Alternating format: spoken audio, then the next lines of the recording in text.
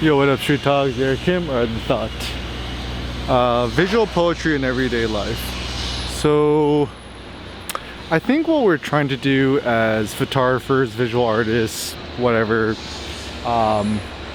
we're trying to uncover more visual beauty anywhere and everywhere we see, witness, and experience it. And so poetry is like, you know, we always think, obviously, tend to think of poetry like written poetry, but how come no one ever thinks about like photo poetry or visual poetry? And what I love about poetry is that, like, there's a quote from Nassim Taleb I like, is like, the best way to annoy a poet is to explain his poetry to him.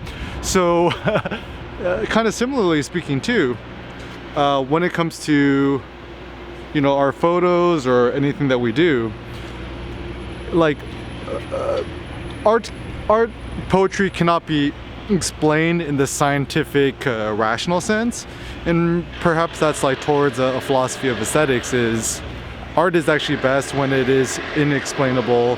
And why we decide something is beautiful, it's beyond our rational mind. And I think the problem is, you know, certainly science and objectivity has kind of hijacked society, that we tend to think that if it's not objective, if it's not backed by data or evidence, it's not worthwhile or worthy. Whereas I tend to think, no, I think things which are irrational also have importance and beauty.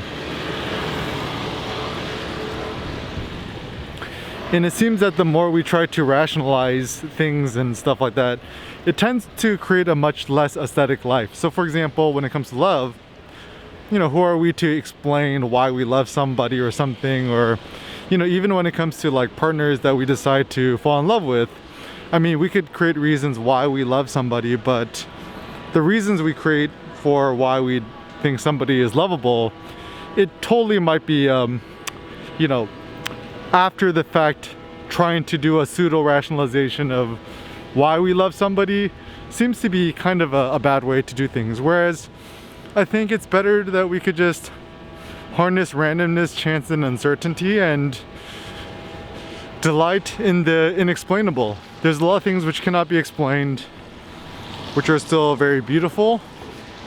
And so yeah, you as a photographer, when you're going on walks, take along your camera or your phone, whatever you want to shoot with, and strive to discover more visual poetry all around you.